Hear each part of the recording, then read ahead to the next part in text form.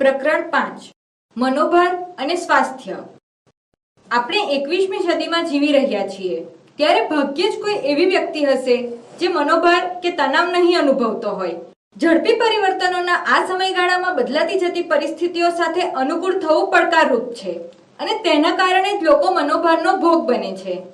મનોભાર ઉત્પન્ન કરનારા પરિબળોમાં રોજિંદા જીવનના કે આકસ્મિક બનતા પ્રાકૃતિક માનવસર્જિત કારણોનો સમાવેશ કરી શકાય.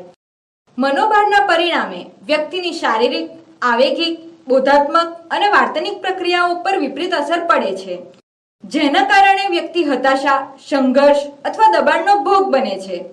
જો મનોભારને યોગ્ય રીતે પહોંચી વળવા માટેની ક્ષમતા આવડત વ્યક્તિમાં ન હોય તો શારીરિક અથવા મનોવૈજ્ઞાનિક પ્રશ્નો કે ખિન્નતા, વ્યામોહ અને ઉન્માદ જેવા રોગો જોવા મળે છે. તે ઉપરાંત હૃદય સંબંધી રોગો, મધુપ્રમેહ, અલ્સર કે મગજનો હુમલો જેવા મનોશારીરિક રોગોના મૂળમાં મનોભાર પણ રહેલો છે.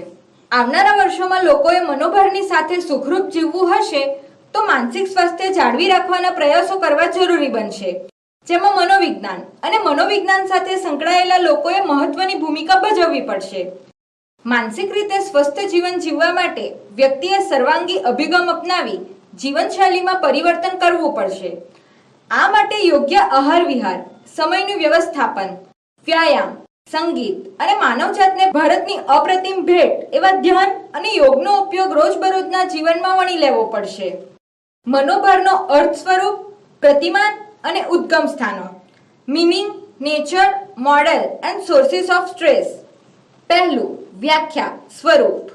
મનોભાર માટે ઉપયોગમાં લેવાતા અંગ્રેજી શબ્દ સ્ટ્રેસ ભૌતિક વિજ્ઞાનનો શબ્દ છે. ઇજનેરી વિદ્યામાં જેનો અર્થ થાય છે ભૌતિક પદાર્થ પર લગાડેલ બાહ્ય બળ, જેને કારણે તણાવ ઉત્પન્ન થાય છે અને પદાર્થની રચના બદલાય છે. આમ મનોવિજ્ઞાનમાં વ્યક્તિની શારીરિક, માનસિક, આંતરિક, બાહ્ય સ્થિતિને બદલવા માટે જવાબદાર બાહ્ય ઉદ્દીપકો, ઘટનાઓને પરિણામે ઊભી થતી માનસિક સ્થિતિને મનોભાર તરીકે ઓળખવામાં આવે છે. જૈવિક અને તબીબી વિજ્ઞાનના સંદર્ભમાં મનોભાર એ એક જૈવિક, મનોવૈજ્ઞાનિક અથવા આવેગિક પરિસ્થિતિ છે જે શારીરિક અથવા માનસિક તણાવના પરિણામે જન્મે છે. આમ મનોવૈજ્ઞાનિકોના મતે મનોભાર એ એવી બાહ્ય કે આંતરિક પરિસ્થિતિ છે જેને કારણે તાણ અને થાક ઉત્પન્ન થાય છે. અન્ય વ્યાખ્યા જોઈએ તો મનોભાર એટલે હતાશા, સંઘર્ષ કે દબાણની એવી પડકારરૂપ પરિસ્થિતિ જે વ્યક્તિની શારીરિક કે માનસિક શક્તિ પર ભારરૂપ બને છે. મનોભાર એ ઉદ્દીપક બનાવો પ્રત્યે પ્રાણીની વિશિષ્ટ અને અવિશિષ્ટ પ્રતિક્રિયાઓની ભાત છે જે સંતુલન જોખમાવે છે અને બોજો નાખે છે અથવા ઘટના કે બનાવોને પહોંચી વળવાની શક્તિમાં વધારો કરે છે. તણાવ એટલે અનુભવાયેલ તીવ્ર કે લાંબા ગાળાના પડકારો સાથે સંબંધિત નકારાત્મક આવેગિક અનુભવો જે વર્તનિક અને શારીરિક પરિવર્તનો સાથે સંકળાયેલા છે. સારાસન અને સારાસન. મનોભાર એ આપણા શારીરિક માનસિક સંતુલનને ખોરવી નાખનાર ઉદ્દીપક સામેની પ્રતિક્રિયા છે. આધુનિક સમયમાં ટેકનોલોજીના વિકાસ અને ઝડપી પરિવર્તનોના કારણે દરેક વ્યક્તિ વધતા કે ઓછા પ્રમાણમાં મનોભાર અનુભવે છે. બીજા શબ્દોમાં કહીએ તો મનોભાર એ જીવનનો એક ભાગ છે. વોલ્ટર કેનનના મતાનુસાર મનોભારજન્ય પરિસ્થિતિ લડો અથવા ભાગી છૂટો, ફાઇટ ઓર ફ્લાઇટ ની પ્રતિક્રિયા જન્માવે છે અને શરીરમાં કોર્ટિસોલ તથા એડ્રીનલિન જેવા અંતઃસ્ત્રાવમાં વધારો કરે છે. ટૂંકા સમયનો અને હળવો મનોભાર વ્યક્તિને પ્રવૃત્ત અને જાગૃત રાખે છે, પરંતુ લાંબા ગાળા સુધી ચાલતો અને દીર્ઘકાલીન મનોભાર વ્યક્તિના સ્વાસ્થ્યને નુકસાન કરે છે. વ્યક્તિ મનોભાર ઉત્પન્ન કરનાર પરિસ્થિતિઓને નિયંત્રણમાં ન રાખી શકે, પરંતુ તેની સામે આપવાની પ્રતિક્રિયા ચોક્કસ પસંદ કરી શકે છે. મનોભારના સ્વરૂપમાં જોઈએ તો પહેલું, મનોભારના 3 પ્રકારો છે. મનોભારના મુખ્ય 3 પ્રકાર દર્શાવી શકાય, જેમાં હતાશા, સંઘર્ષ અને દબાણનો સમાવેશ થાય છે. બીજું, મનોભારનું પ્રમાણ ઘણી બધી બાબતો પર આધારિત છે. મનોભારનું પ્રમાણ એટલું વધારે કે ઓછું હશે તેનો આધાર વ્યક્તિએ જે પરિસ્થિતિમાં સમાયોજન સાધવાનું છે તેની લાક્ષણિકતાઓ અને તેને પ્રાપ્ત થનાર બાહ્ય મદદ તથા આધારો ઉપર અવલંબે છે. ત્રીજું, મનોભારની ભાતો વિશિષ્ટ છે. મનોભારની બાબતમાં વ્યક્તિએ વિશિષ્ટતા અને અજોડતા હોઈ શકે. કોઈ એક પરિસ્થિતિમાં બધા માણસો સરખો જ મનોભાર અનુભવે એમ ન બની શકે. તે જ રીતે કોઈ એક વ્યક્તિ એક સમયે માત્ર એક જ મનોભાર અનુભવે એવું પણ ન બને. મનોભારની ભાત વ્યક્તિની ઉંમર, જાતિ, વ્યવસાય, આર્થિક સ્થિતિ, અભિરુચિ, કૌશલ્ય, અન્ય વ્યક્તિગત સામાજિક પરિબળો ઉપર આધારિત છે. તેથી દરેક વ્યક્તિમાં મનોભારની ભાત વિશિષ્ટ હોઈ શકે. આ મનોભારની ભાત જુદા જુદા સમયે જુદી જુદી હોય છે. ચોથું, મનોભારના કારણો અજ્ઞાત હોઈ શકે છે. આપણને કેટલીક પરિસ્થિતિઓ ચિંતાજનક અને પડકારરૂપ લાગે છે, જેને કારણે મનોભાર કે તણાવનો અનુભવ થાય છે, પરંતુ તેના માટેના જવાબદાર કારણો આપણને ખબર હોતા નથી. માટે કહી શકાય કે મનોભારના કારણો અજ્ઞાત હોઈ શકે. આવા અજ્ઞાત કારણોસર અનુભવાતા મનોભાર માટે દમિત પ્રેરણાઓ, લાગણીઓ, આવેગો વગેરે બાબતો કારણરૂપ હોઈ શકે. પાંચમું, મનોભારનો સામનો કરવો કિંમત માંગી લે છે. દરેક વ્યક્તિને જીવનમાં મનોભારનો સામનો અવશ્ય કરવો જ પડે છે અને તેની સાથે ગોઠવાવું પડે છે. તીવ્ર મનોભારનો સામનો કેવી રીતે કરવો તેનું શિક્ષણ મેળવવા વ્યક્તિએ સાધનો, શક્તિ કે સમયના સ્વરૂપમાં કિંમત ચૂકવવી પડે છે. મનોભારનો સામનો કરવાની ક્ષમતા કેળવવા માટે વ્યક્તિએ આ કિંમત ચૂકવવા તૈયાર રહેવું જોઈએ. છઠ્ઠું, મનોભાર કાર્યક્ષમતાને ઘટાડનાર બાબત છે. તીવ્ર મનોભારની સ્થિતિમાં વ્યક્તિનું પ્રત્યક્ષીકરણ મર્યાદિત બને, બોધાત્મક ક્રિયાઓ સ્થગિત થાય, પરિસ્થિતિની સમજણ મર્યાદિત બને અને તે એક જ પ્રકારની પ્રતિક્રિયા આપે. સમસ્યાનો ઉકેલ શોધવામાં તે અપરિવર્તનશીલ અને જડ વલણ અપનાવે. મનોભારની તીવ્રતા જેટલી વધારે અને વ્યક્તિની તેને પહોંચી વળવાની તૈયારી જેટલી ઓછી, તેટલા પ્રમાણમાં વ્યક્તિની કાર્યક્ષમતા ઘટે કે કાર્યક્ષમતા પર નકારાત્મક અસર પડે. સાતમું, મનોભારના પરિણામો વિધાયક પણ હોઈ શકે. જો કે મનોભાર હંમેશા નકારાત્મક કે નુકસાનકારક જ હોય તેવું નથી. કેટલીક વાર મનોભારના પરિણામો વિધાયક પણ હોઈ શકે. મનોભારના પરિણામે વ્યક્તિ તૈયારી કરે, જાગૃત રહે, વધારે મહેનત કરે તો તેનાથી ફાયદો થવાની પણ શક્યતા છે. બીજું, લેઝરસનું કોષ્ટક અને model. Table and model of Lazarus. 1950 થી 1960 ના દશકામાં મનોવિજ્ઞાનના વાર્તનિક અને બોધાત્મક અભિગમો વચ્ચે પોતાનું મહત્વ સાબિત કરવાનો વિવાદ ચાલ્યો. ત્યારબાદ રિચાર્ડ લેઝારસે વિચાર અને લાગણી સંદર્ભે પોતાના વિચારો રજૂ કર્યા. તેણે લોકોના મનોભારની કક્ષાનો અભ્યાસ કર્યો અને જણાવ્યું કે બનાવ કે ઘટના સારી કે ખરાબ નથી હોતી, પરંતુ આપણે તેના વિશે જે વિચારીએ છીએ તેની વિધાયક કે નિષેધક અસર જન્મે છે અને મનોભારના પ્રમાણને અસર કરે છે. લેઝરસે દર્શાવેલું મનોભારનું કોષ્ટક દર્શાવવામાં આવ્યું છે. મનોભારકો પ્રકારો: પર્યાવરણીય, મનોવૈજ્ઞાનિક, સામાજિક. પરિણામો: તીવ્રતા, સ્થિતિકાળ, આગાહી ક્ષમતા.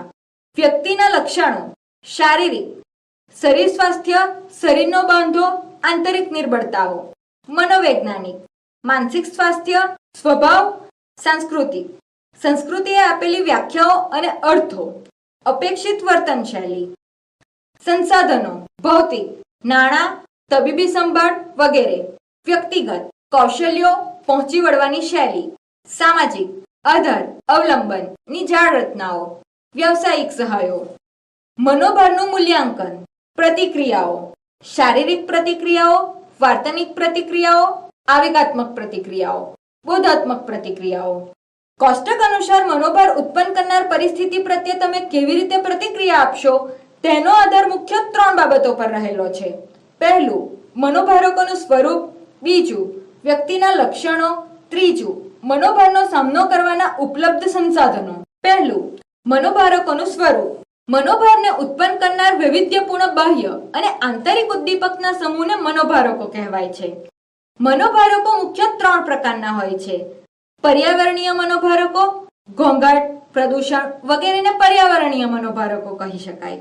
મનોવૈજ્ઞાનિક મનોભારકો: હતાશા, દબાણ, સંઘર્ષ, આઘાત વગેરે મનોવૈજ્ઞાનિક મનોભારકો છે. સામાજિક મનોભારકો: ઝઘડા, એકલતા, સંબંધો તૂટવા વગેરેને સામાજિક મનોભારકો કહી શકાય. જો કે આ મનોભારકો તેના પરિણામોને આધારે તેની અસર ઊભી કરે છે, જેમાં તેની તીવ્રતા, સ્થિતિકાળ તથા આગાહી ક્ષમતાનો સમાવેશ થાય છે. જેટલી તીવ્રતા અને સ્થિતિકાળ વધારે તેટલો મનોભાર વધારે, જેટલી આગાહી ક્ષમતા ઓછી તેટલો મનોભાર વધારે. બીજું, વ્યક્તિના લક્ષણો. વ્યક્તિના પોતાના લક્ષણો જે શારીરિક, મનોવૈજ્ઞાનિક કે સાંસ્કૃતિક હોઈ શકે તેને આધારે મનોભાર અને તેની સામેની પ્રતિક્રિયા નક્કી થાય. શારીરિક લક્ષણો એટલે વ્યક્તિનું શારીરિક સ્વાસ્થ્ય, શરીરનો બાંધો, શારીરિક ક્ષમતાઓ અને આંતરિક નિર્બળતાઓ. બીમાર વ્યક્તિ, નબળો શારીરિક બાંધો ધરાવતી વ્યક્તિ અને ઓછી શારીરિક ક્ષમતાઓ ધરાવતી વ્યક્તિ અન્ય સ્વસ્થ વ્યક્તિની સરખામણીએ વધુ મનોભાર અનુભવે છે. મનોવૈજ્ઞાનિક લક્ષણો એટલે વ્યક્તિનું માનસિક સ્વાસ્થ્ય, તેનો સ્વભાવ, મિજાજ અને તેનો પોતાના વિશેનો ખ્યાલ. સારું માનસિક સ્વાસ્થ્ય ધરાવતી, ખુશ મિજાજ અને પોતાની જાતનો વાસ્તવિક ખ્યાલ ધરાવનાર વ્યક્તિ ઓછો મનોભાર અનુભવે છે. સાંસ્કૃતિક લક્ષણો એટલે સંસ્કૃતિએ આપેલી વ્યાખ્યાઓ અને અપેક્ષિત વર્તન શૈલી. સાંસ્કૃતિક ધોરણ અનુરૂપ વર્તન ઓછો મનોભાર જન્માવે છે. ત્રીજું, મનોભારનો સામનો કરવાના ઉપલબ્ધ સંસાધનો. ઉપલબ્ધ સંસાધનો એટલે વ્યક્તિ પાસે મનોભારનો સામનો કરવા માટેના સાધનો અથવા આધારો, જેમાં નીચેના 3 સંસાધનોનો સમાવેશ થાય છે. ભૌતિક સંસાધનો એટલે નાણાં, તબીબી સંભાળ, ભૌતિક સુવિધા વગેરે. વ્યક્તિગત સંસાધનો એટલે વ્યક્તિમાં રહેલી આવડત, કુશળતા, પરિસ્થિતિને પહોંચી વળવાની તેની સૂઝ વગેરે. સામાજિક સંસાધનો એટલે સામાજિક આધાર, કુટુંબ, સ્વજનો, જ્ઞાતિ મંડળો તરફથી મળતી સહાય, વ્યાવસાયિક સહાય વગેરે. ઉપરયુક્ત 3 સંસાધનો જે વ્યક્તિ, સમાજ કે સંસ્કૃતિમાં વધુ ઉપલબ્ધ હોય ત્યાં મનોભાર ઓછો જોવા મળે છે. વ્યક્તિ પોતાના લક્ષણો, સંસાધનો અને મનોભારકો આ 3ના આધારે મનોભારનું મૂલ્યાંકન કરે છે અને મૂલ્યાંકનના આધારે તેને કેવી રીતે પ્રતિક્રિયા આપવી તે નક્કી કરે છે. લેઝરસે આ મૂલ્યાંકનને 2 તબક્કાઓમાં વર્ગીકૃત કર્યું છે. એ. પ્રાથમિક મૂલ્યાંકન. મૂલ્યાંકનના આ તબક્કામાં જરૂરિયાતની ગંભીરતા વિશે વિચારવામાં આવે છે, જેમાં શું બની રહ્યું છે અને જે બની રહ્યું છે તે પોતાને માટે સારું છે, યોગ્ય છે, પ્રસ્તુત છે કે અપ્રસ્તુત, મનોભારજન્ય છે કે નહીં. જો મનોભારજન્ય લાગે તો તેની મૂળભૂત અસર કેવી અને કેટલી હશે, પ્રતિક્રિયા અપેક્ષિત છે કે કેમ વગેરે પ્રશ્નોના આધારે વ્યક્તિ પરિસ્થિતિનું પ્રાથમિક મૂલ્યાંકન કરે છે. બી. દ્વૈતિક મૂલ્યાંકન. પ્રતિક્રિયા આપવાનું નક્કી કર્યા બાદ બીજો તબક્કો શરૂ થાય છે, જેમાં વ્યક્તિ મનોભારને પહોંચી વળવા માટે ઉપલબ્ધ વ્યક્તિગત અને સામાજિક સંસાધનો વિશેનું મૂલ્યાંકન કરે છે, જેમ કે તેની પાસે નાણાં અથવા કૌશલ્યો અથવા વ્યાવસાયિક સહાય વગેરે કેટલા પ્રમાણમાં છે અને શું તે મનોભારજનક પરિસ્થિતિને પહોંચી વળવા માટે ઉપયોગી છે, પર્યાપ્ત છે વગેરે. મૂલ્યાંકનના અંતે વ્યક્તિ સર્વશ્રેષ્ઠ વિકલ્પને અમલમાં મૂકે છે. જો કે વ્યક્તિના આ બંને મૂલ્યાંકનો પર કેટલીક અન્ય બાબતો પર અસર કરે છે, જેવી કે મનોભારજન્ય પરિસ્થિતિનો તેનો અગાઉનો અનુભવ તથા આવી પરિસ્થિતિને નિયંત્રિત કરી તેને પહોંચી વળવાની ક્ષમતા. જો વ્યક્તિએ ભૂતકાળમાં આવા અનુભવોનો સામનો સફળતાપૂર્વક કર્યો હશે તો પરિસ્થિતિ તેને ભારરૂપ કે પડકારરૂપ નહીં લાગે અને તેનો સામનો સફળતાપૂર્વક કરી શકશે. પરંતુ જો તેને આવો અનુભવ નહીં હોય તો પરિસ્થિતિ તેને ગંભીર અને જોખમી લાગશે, પોતે પહોંચી નહીં વળે તેવી લાગણી ઊભી થતા તીવ્ર મનોભાર અનુભવશે. એ જ રીતે જો વ્યક્તિને પોતાની આવડત અને પહોંચી વળવાની ક્ષમતા પર સંપૂર્ણ વિશ્વાસ હશે તો તે ઓછો મનોભાર અનુભવશે. પણ જો એનામાં આવા વિશ્વાસનો અભાવ હશે તો એ વધારે મનોભાર અનુભવશે. આવા કારણોસર જુદી જુદી વ્યક્તિઓ માટે જુદા જુદા મનોભારોના અનુભવ અને તેના પરિણામો અલગ અલગ હોય છે. ત્રીજું, મનોભારના ઉદ્ગમ સ્થાનો, સોર્સિસ ઓફ સ્ટ્રેસ. 20મી સદી ચિંતાની સદી હતી, જ્યારે 21મી સદી મનોભારની સદી છે તેમ કહી શકાય. તબીબી અભ્યાસો દ્વારા સાબિત થતું જાય છે કે ઘણા શારીરિક રોગો મૂળમાં મનોભાર કારણરૂપ હોય છે. ઝડપી પરિવર્તનોના યુગમાં ફેરફારો સાથે સમાયોજન સાધવું સરળ નથી. કૌટુંબિક, વ્યાવસાયિક, સામાજિક, રાજકીય, ભૌગોલિક પરિવર્તનો કે પડકારો વ્યક્તિમાં મનોભાર ઉત્પન્ન કરે છે. મનોભારના ઉદ્ગમ સ્થાનોને 3 પ્રકારમાં વહેંચી શકાય. પહેલું, આઘાતજન્ય બનાવો. બીજું, જીવનની તાજેતરની ઘટનાઓ. ત્રીજું, રોજિંદી મુશ્કેલીઓ. પહેલું, વ્યક્તિ જીવનમાં નવા પરિવર્તનો સહન કરી શકે છે, પરંતુ અચાનક ઉદ્ભવતી આઘાતજન્ય પરિસ્થિતિ કે ઘટના જેવી કે ભયંકર મોટી આગ લાગવી, ધરતીકંપ થવો, પૂર આવવું, વાવાઝોડું આવવું, કોઈ દહેશતભર્યા ગુનાના સાક્ષી બનવું કે યુદ્ધ, ત્રાસવાદ, અપહરણ જેવી પરિસ્થિતિમાં બંદી બનવું વગેરે આવા બનાવોની નિષેધક અસર લોકોમાં મનોભાર રૂપે પ્રગટ થાય છે અને ઘણા લાંબા સમય સુધી રહે છે. તેની આડઅસર થોડો સમય વીતી ગયા પછી પણ ચાલુ રહે છે.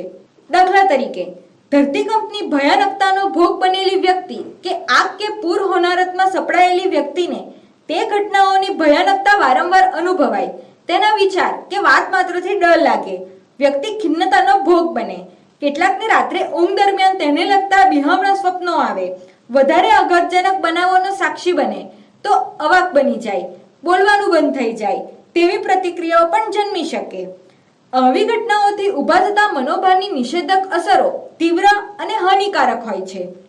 બીજું, જીવનમાં બનેલી તાજેતરની ઘટનાઓ કે આવતા પરિવર્તનોની અસર પણ વ્યક્તિમાં મનોભાર ઉત્પન્ન કરે છે. જીવનમાં બનતા બનાવો જેવા કે પરિવારમાં કોઈનું અચાનક મૃત્યુ, લગ્ન કે છૂટાછેડા, વ્યક્તિત્વ ઘટનાઓ જેવી કે રહેવાના સ્થાનમાં આવેલું પરિવર્તન, ખાનપાનની રીતોમાં આવેલું પરિવર્તન કે પોતાને થયેલી ઈજા, વ્યક્તિ જ્યાં કાર્ય કરે છે તે સ્થળે ઉપરી અધિકારી સાથેના પ્રશ્નો કે હડતાલ અથવા નિવૃત્તિ તથા આર્થિક બાબતો જેવી કે નાણાભીડ, મંદી, બેકારી અથવા નાણાં ગુમાવવા જેવી ઘટનાઓથી વ્યક્તિઓ જુદા જુદા પ્રમાણમાં મનોભાર અનુભવે છે. ત્રીજું, રોજિંદા જીવનમાં આવતી મુશ્કેલીઓ પણ વ્યક્તિમાં મનોભાર જન્માવે છે. દાખલા તરીકે, નોકરી કરતી ગૃહિણીનું ઘરનું કામ, બાળકોની સંભાળ, તેમનો અભ્યાસ તથા ઓફિસની કામગીરી કરવાની હોય ત્યારે સમય સાચવવાની મુશ્કેલી, દૂરના સ્થળે નોકરી કરતી વ્યક્તિને આવન જાવનમાં અનુભવાતી મુશ્કેલી, પરીક્ષા આપવા જતા વિદ્યાર્થીને ટ્રાફિકમાં ફસાવાનું થાય કે વાહન બગડે, પરીક્ષામાં લખતી વખતે પેન બરાબર ન ચાલે અથવા પરીક્ષા ખંડમાં ગરમી વધારે લાગે વગેરે અણગમતી પરિસ્થિતિ કે મુશ્કેલીઓ સામાન્ય લાગે છે, પરંતુ તેનું પ્રમાણ વધી જાય તો મનોભાર ઉત્પન્ન થાય. મનોભારની પ્રતિક્રિયાઓ, રિએક્શન્સ ઓફ સ્ટ્રેસ. મનોભારની પ્રતિક્રિયાઓ મુખ્યત્વે 4 પ્રકારની છે. પહેલું, શારીરિક પ્રતિક્રિયાઓ.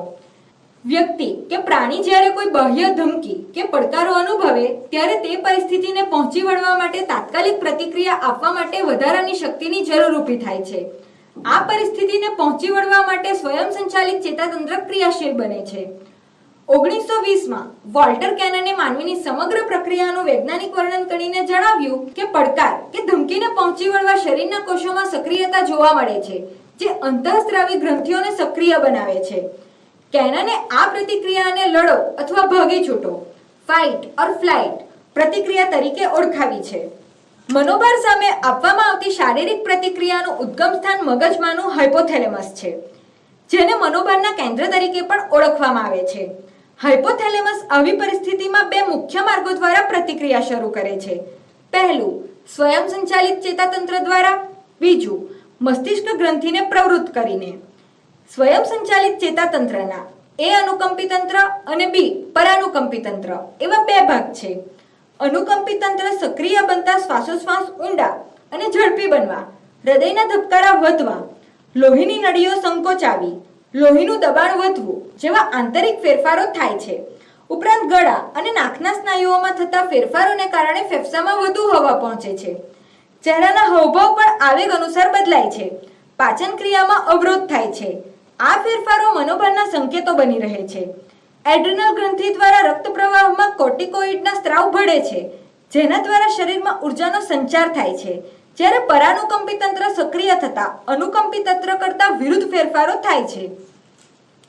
મસ્તિષ્ક ગ્રંથિના સ્ત્રાવો કંઠ ગ્રંથિ અને એડ્રિનલ ગ્રંથિને પણ ઉદ્દીપિત કરે છે, જેના સ્ત્રાવને કારણે અનેક ફેરફારો થાય છે, જેવા કે બરોળ વધુ રક્તકણો છોડે છે, જેથી લોહી જલ્દી થીજી જાય છે.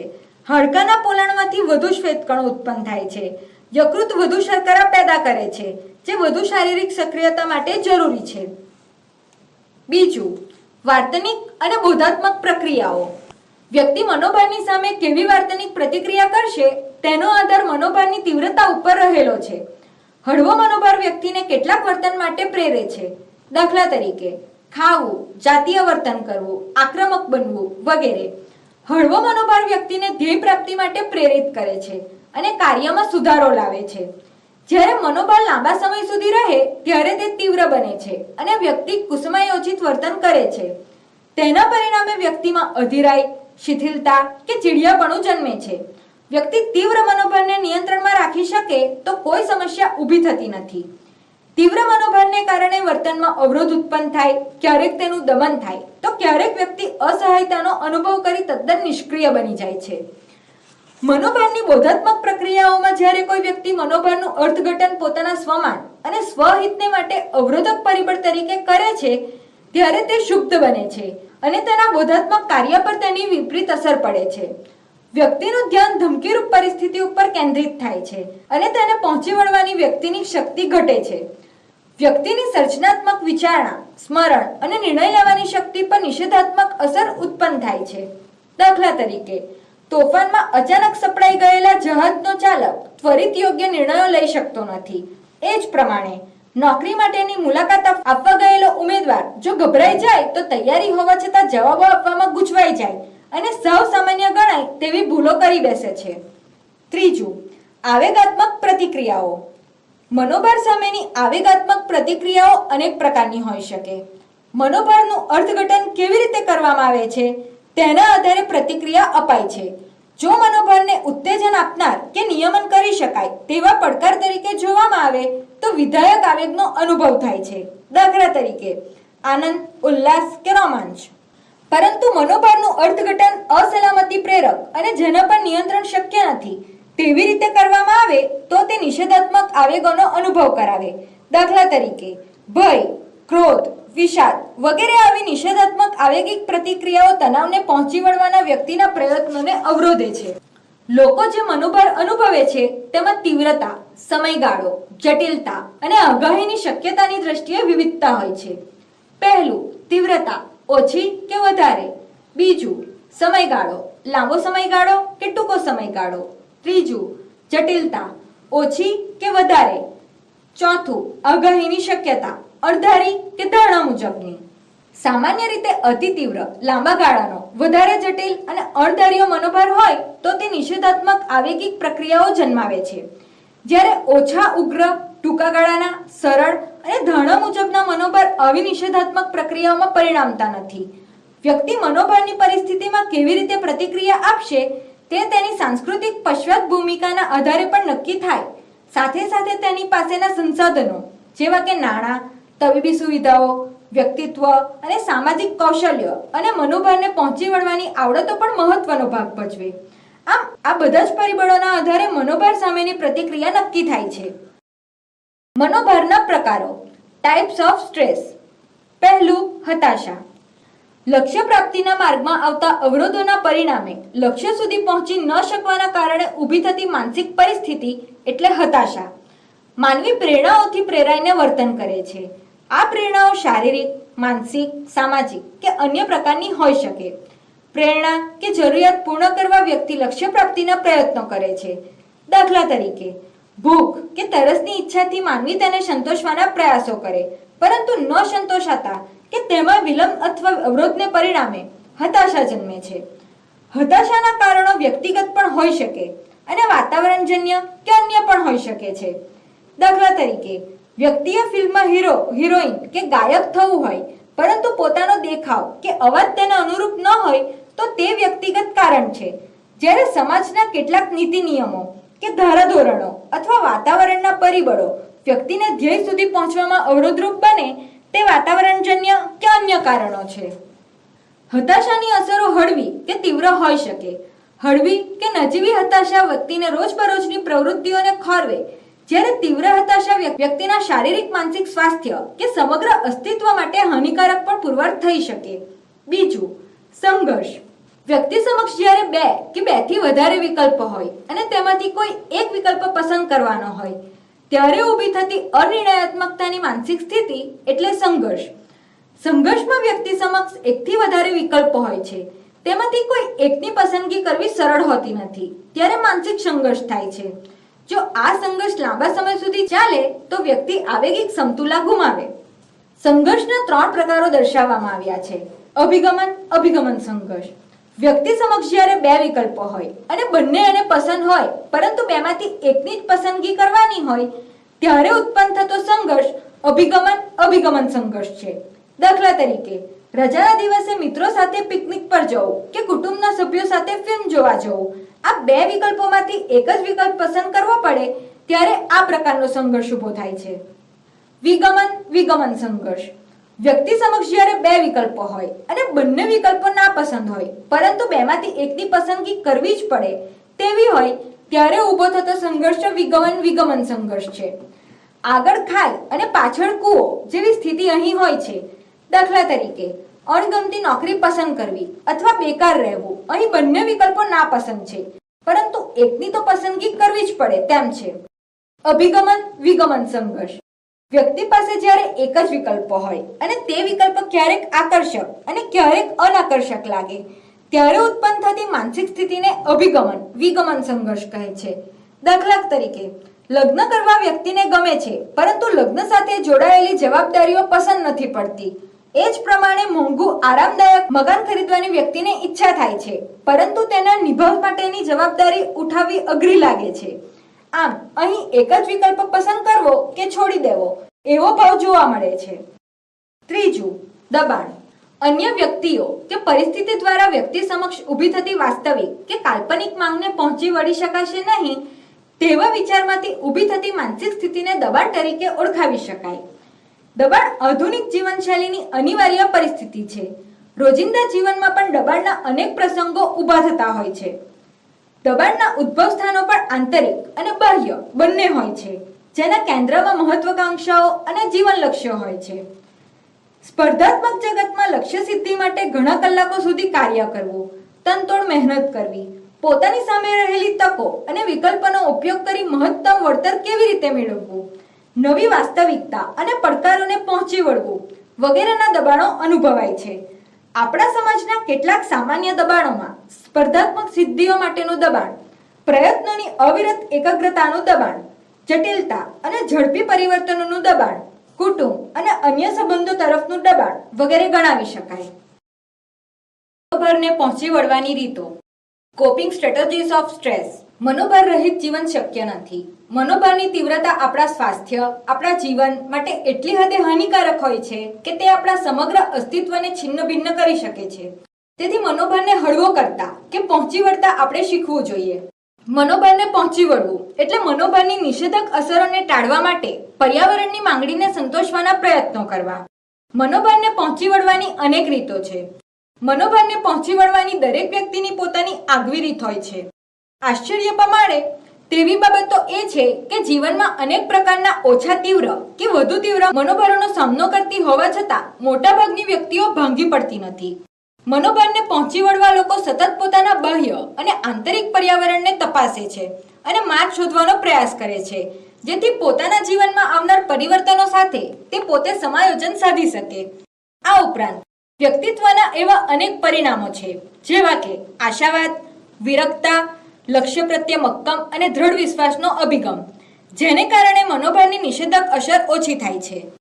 સામાન્ય રીતે જ્યારે વ્યક્તિ સામે કોઈ નવી સમસ્યા ઊભી થાય ત્યારે સૌપ્રથમ તે એની સમીક્ષા કરી તે પોતાના માટે કેટલી હાનિકારક કે લાભદાયક છે તે સમજવાની કોશિશ કરે છે.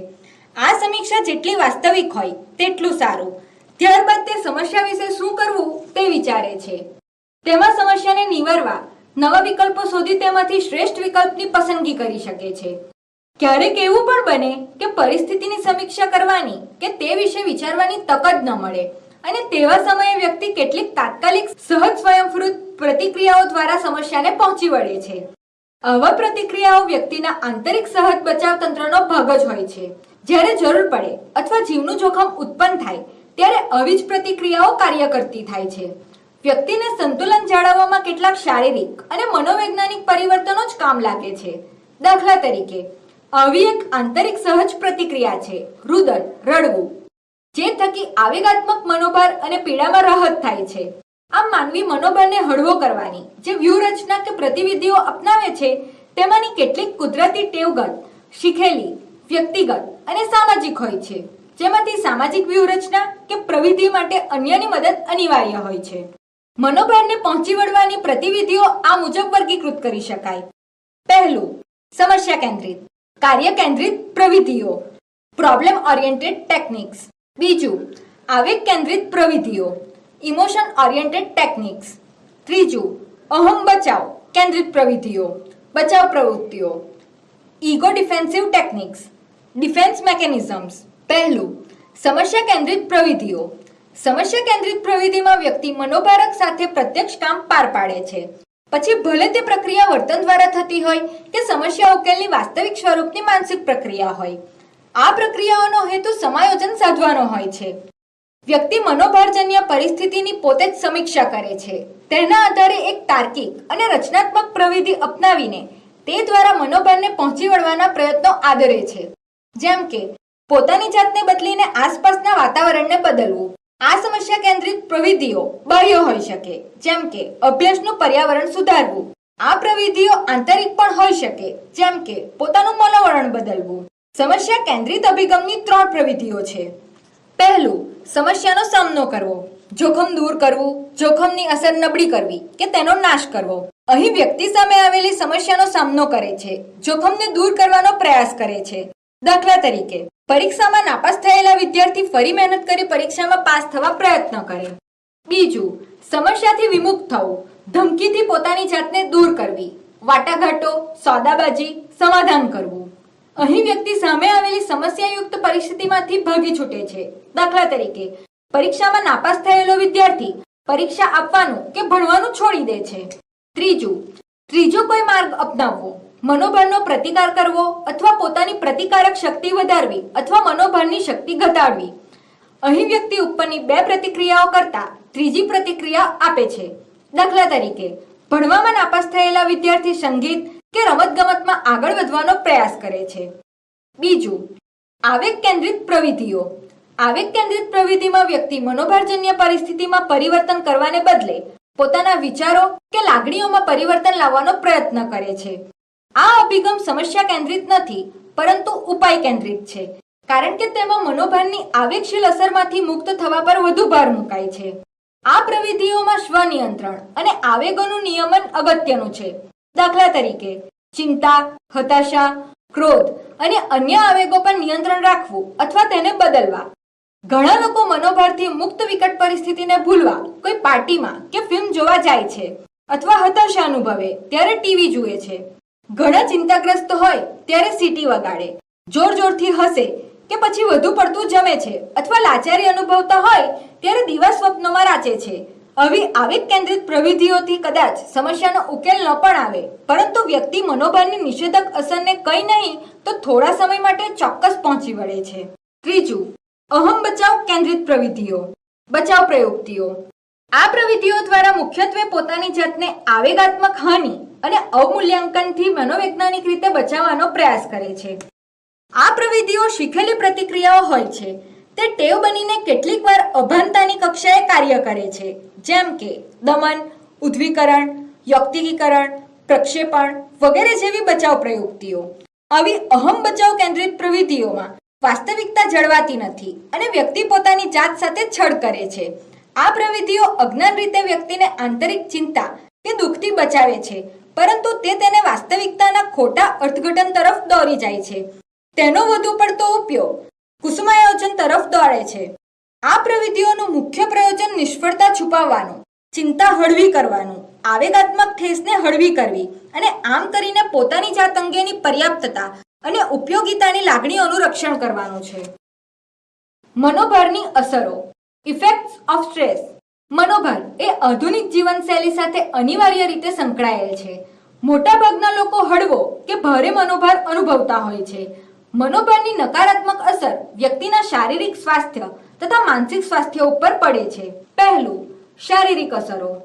મનોભારના પરિણામે અંતઃસ્ત્રાવોના પ્રમાણમાં તથા લોહીના દબાણ અને હૃદયની ગતિમાં વધારો થાય છે.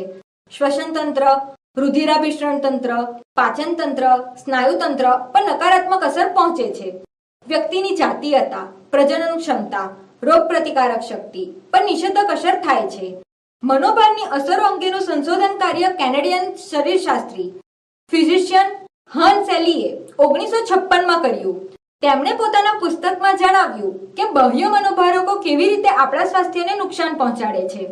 તેમણે બધા પ્રકારના મનોભારકો સામેની શરીરની પ્રતિક્રિયાને જનરલ એડેપ્ટેશન સિન્ડ્રોમ ગેસ તરીકે ઓળખાવી અને જણાવ્યું કે તેના 3 તબક્કા છે, જેનું વર્ણન સુરક્ષા તંત્ર અને મનોભારમાં કરવામાં આવે છે. પહેલું, સુરક્ષા તંત્ર અને મનોભાર. મનોભાર સામે આપણું શરીર ચોક્કસ પ્રકારની પ્રતિક્રિયા કરે છે, જેમાં 3 તબક્કા છે. એ, ચેતવણીનો તબક્કો. આ તબક્કામાં શરીરનું અનુકંપી ચેતાતંત્ર સામે આવેલા પડકારને પહોંચી વળવા માટે પ્રવૃત્ત થાય છે.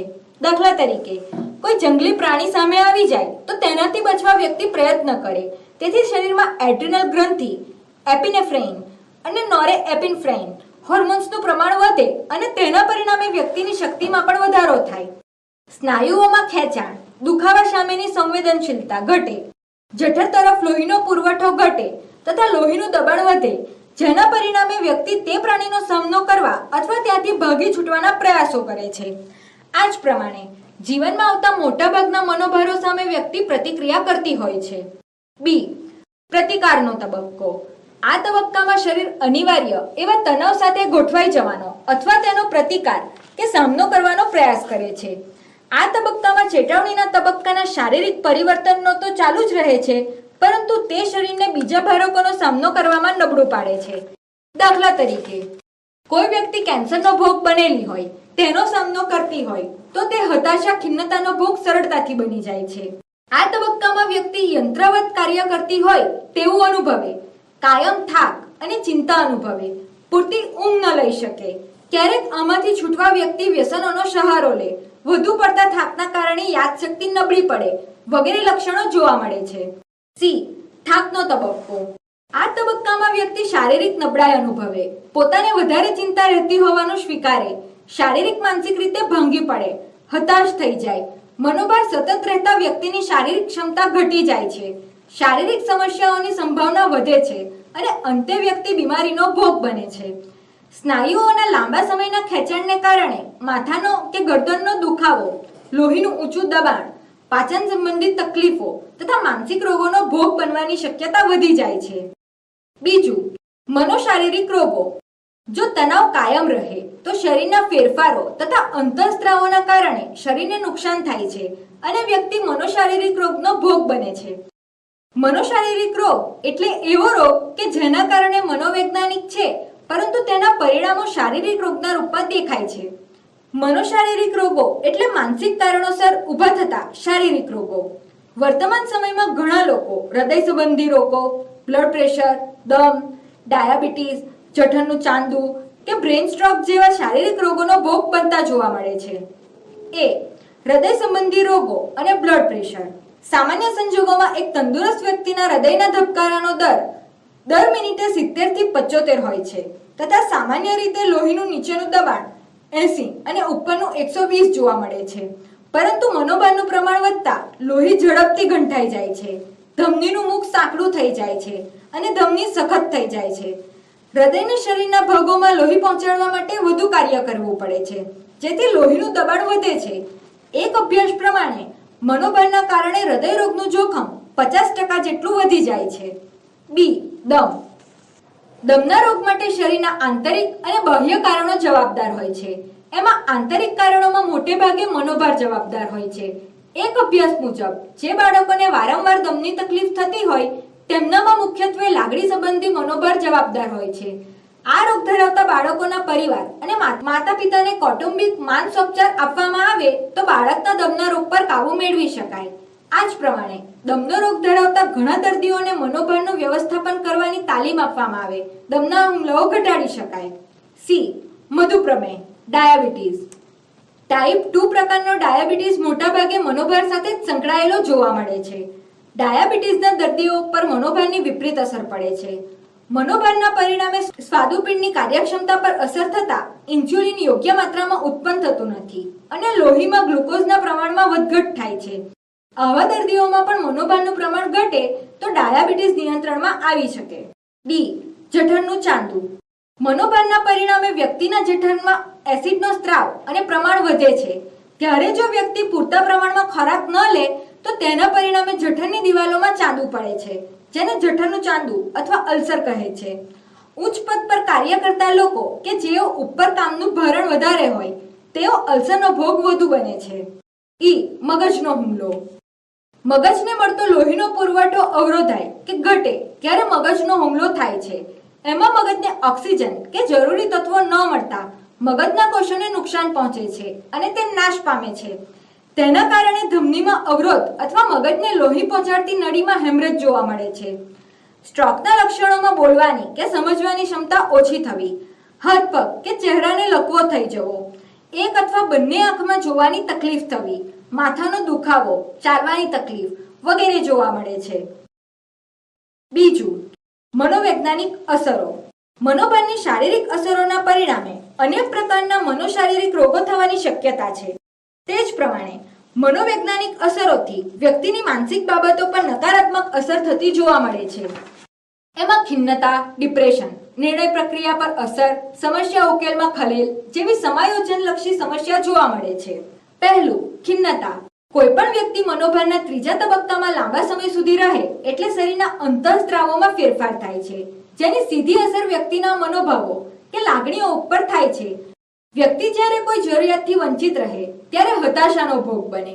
હતાશા લાંબા સમય સુધી ચાલે તો વ્યક્તિમાં ખિન્નતા જોવા મળે છે, જેમાં વધારે પડતી ચિંતા, પાચન ક્રિયામાં તકલીફ, ઊંઘમાં મુશ્કેલી, કોઈ કાર્યમાં રસ ન પડવો, અશક્તિ, અપરાધ ભાવની લાગણી, મૃત્યુના વિચારો, એકાગ્રતામાં અવરોધ જેવા લક્ષણો જોવા મળે છે. તેની તીવ્રતા વધે તો વ્યક્તિમાં આનંદ કે રસનો અભાવ, પ્રવૃત્તિઓથી દૂર રહેવાનું વલણ, વજનમાં ઘટાડો, સ્પષ્ટ વિચારવાની અશક્તિ, નિરર્થકતાનો ભાવ, મૃત્યુ કે આત્મહત્યાના વિચારોનું પ્રાધાન્ય જોવા મળે છે. બીજું, નિર્ણય પ્રક્રિયા પર અસર. વ્યક્તિમાં મનોભારનું પ્રમાણ વધતા તેની નિર્ણય લેવાની ક્ષમતા ઉપર નકારાત્મક અસર પડે છે.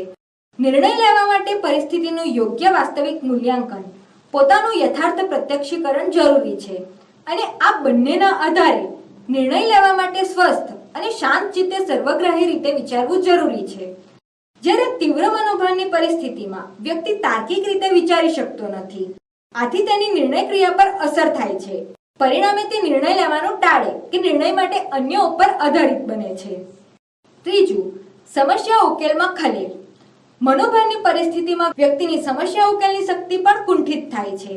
સમસ્યા ઉકેલ માટે વિચાર કરવો, તેના વિધાયક અને નિષેધક પરિણામો વિચારવા, પ્રયત્નો વધારવા અને ભૂલો ઘટાડતા જવું જરૂરી છે. જ્યારે તીવ્ર મનોભાર અનુભવતી વ્યક્તિ આ કરવા માટે સક્ષમ હોતી નથી, આથી તેની સમક્ષ આવતી નાની સમસ્યા પણ તેને ગંભીર લાગે છે.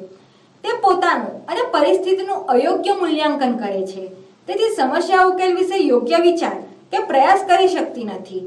આમ સમસ્યા ઉકેલમાં ખલેલ પહોંચે છે. ચોથું, સમાયોજનલક્ષી પ્રશ્નો. સમાયોજન એટલે બદલાતા વાતાવરણ સાથે પોતાની જાતને ગોઠવવી અથવા બદલાતી પરિસ્થિતિને પોતે અનુકૂળ થવું. તીવ્ર મનોભાર ધરાવતી વ્યક્તિમાં અનેક પ્રકારના મનોશારીરિક પરિવર્તનોને કારણે તેની શક્તિ, કાર્યક્ષમતા, વિચારવાની ક્ષમતા, આત્મવિશ્વાસ વગેરે પર નકારાત્મક અસર થતી હોવાથી સ્થગિતતા અનુભવાય છે. જીવનમાં આવતા નાના પરિવર્તનોને પણ તે સહન કરી શકતી નથી. તેનું લાગણી તંત્ર અત્યંત ઉત્તેજિત હોવાથી ભય, ચિંતા, આશંકાના કારણે તે પોતાનામાં ફેરફાર કરી શકતી નથી. આથી અનેક પ્રકારની સમાયોજનલક્ષી સમસ્યાઓ ઊભી થાય છે. સમાજમાં સરળતાથી સમાયોજન સાધી શકતી નથી. માનસિક સ્વાસ્થ્ય, મેન્ટલ હેલ્થ. પહેલું, અર્થ અને સ્વરૂપ, મીનિંગ એન્ડ નેચર. માનસિક સ્વાસ્થ્ય એટલે મનોવૈજ્ઞાનિક કે માનસિક રીતે સારાપણાની અવસ્થા અથવા માનસિક રોગની ગેરહાજરી એવો અર્થ શરૂઆતમાં કરવામાં આવતો હતો. માનસિક સ્વાસ્થ્ય એટલે વ્યક્તિની એવી મનોવૈજ્ઞાનિક અવસ્થા જેમાં આવેગિક અને વાર્તનિક સમાયોજન સંતોષકારક કક્ષાએ કાર્યરત હોય. વિધાયક મનોવિજ્ઞાનની દ્રષ્ટિએ માનસિક સ્વાસ્થ્ય એટલે વ્યક્તિના જીવનનો આનંદ પ્રાપ્ત કરવાની શક્તિ અને જીવનની પ્રવૃત્તિઓ તથા મનોવૈજ્ઞાનિક સ્થિતિસ્થાપકતા પ્રદાન કરવાના પ્રયાસો વચ્ચે સંતુલન સ્થાપિત કરવું. WHO ના મતે માનસિક સ્વાસ્થ્ય એટલે વ્યક્તિની શારીરિક, માનસિક, સામાજિક તથા આધ્યાત્મિક દ્રષ્ટિએ સંપૂર્ણપણે સારાપણાની અવસ્થા. માનસિક સ્વાસ્થ્ય એટલે તંદુરસ્ત વ્યક્તિત્વ વિકાસ અને માનસિક રોગના હુમલાથી બચવા માટેના વ્યવસ્થિત વૈજ્ઞાનિક પ્રયત્ન. જેસી કોલમેન 1962. આમ માનસિક સ્વાસ્થ્યમાં માત્ર માનસિક રોગ કે સમસ્યા વિનાની અવસ્થા એવો સંકુચિત અર્થ નથી, પરંતુ વર્તમાન સમયમાં વ્યક્તિની પોતાની મહત્તમ શક્તિઓની વિકાસની ચરમસીમા સુધી એ અભિપ્રેત છે. માનસિક સ્વાસ્થ્ય એ રોગની સારવાર માટેનું નહીં, પરંતુ રોગના પ્રવેશને અટકાવવાનું પગલું છે. વ્યક્તિના સમાયોજનને અસર કરતા શારીરિક, માનસિક, સામાજિક, ભૌતિક વગેરે પરિબળોમાંથી કયા પરિબળો કેટલો ભાગ ભજવી શકે તે નક્કી કર્યા પછી તેને યોગ્ય રીતે નિયંત્રિત કરવા માટેનો શક્ય એટલો પ્રયાસ કરવામાં આવે છે. ઉપરાંત માનસિક સ્વાસ્થ્યનો ખ્યાલ સમજવા પ્રવર્તા સામાજિક, નૈતિક મૂલ્યો સાથે ઘણી નિકટતાથી સંકળાયેલો છે. દરેક સમાજમાં પોતાના સ્થાપિત થયેલા મૂલ્યોને અનુલક્ષીને વર્તન અને આચારસંહિતા ઘડી કાઢવામાં આવી હોય છે, જેને અનુસરવાનો સમાજના નાગરિકોને અનુરોધ કરવામાં આવે છે. જેમ સામાજિક પરિસ્થિતિ બદલાય, સામાજિક મૂલ્યો બદલાય, તેમ માનસિક સ્વાસ્થ્યનું સ્વરૂપ પણ બદલાતું રહે છે. અહીં એવું બનવાની પણ શક્યતા છે કે માનસિક સ્વાસ્થ્યનું એક સ્વરૂપ જે એક સમાજમાં સ્વીકૃત ગણાતું હોય તે બીજા સમાજમાં અસ્વીકૃત ગણવામાં આવતું હોય. આથી માનસિક સ્વાસ્થ્ય બાબતે આપણે આખરી સ્વરૂપ નક્કી કરવાનું હોય ત્યારે તેમાં જે તે સમાજનું નીતિશાસ્ત્ર પણ મહત્વનો ભાગ ભજવે છે. આ જ પ્રમાણે સમાજની કે માનસિક સ્વાસ્થ્ય નક્કી કરવાની સ્થિતિ બદલાય તો પણ તેનું સ્વરૂપ બદલવાની શક્યતા છે. દાખલા તરીકે DSMના જૂના સંસ્કરણોમાં અમુક માનસિક લક્ષણોને મનોવિકૃતિ તરીકે ગણવામાં આવ્યા હતા, જે ત્યારબાદના અદ્યતન સંસ્કરણોમાં મનોવિકૃતિ તરીકે સમાવેશ કરવામાં આવેલો નથી. બીજું, માનસિક સ્વાસ્થ્ય સુધારણાના ઉપાયો. વર્તમાન સમયમાં મોટાભાગના લોકો સામે પોતાનું શારીરિક અને માનસિક સ્વાસ્થ્ય જાળવી રાખવાનો મોટો પડકાર છે. શારીરિક સ્વાસ્થ્યની જાળવણી માટેના પ્રયાસો વિશેની જાણકારી મોટાભાગના લોકો ધરાવતા હોય છે, પરંતુ માનસિક સ્વાસ્થ્ય સુધારણા માટે શું કરવું તેની માહિતી શરૂઆતથી જ લોકો સુધી પહોંચે તે જરૂરી છે. આ માટે નીચેના ઉપાયો અપનાવી શકાય. પહેલું, આહાર. અન્ન એવો ઓડકાર, અન્ન એવું મન. કહેવત મુજબ વ્યક્તિનો આહાર તેનું માનસિક સ્વાસ્થ્ય નક્કી કરી શકે. આ માટે વ્યક્તિએ સમતોલ આહાર લેવો જરૂરી છે, જેમાં જરૂરી માત્રામાં મિનરલ્સ, પ્રોટીન્સ હોય, જેના પરિણામે શરીરને યોગ્ય પ્રમાણમાં પોષક તત્વો પ્રાપ્ત થાય.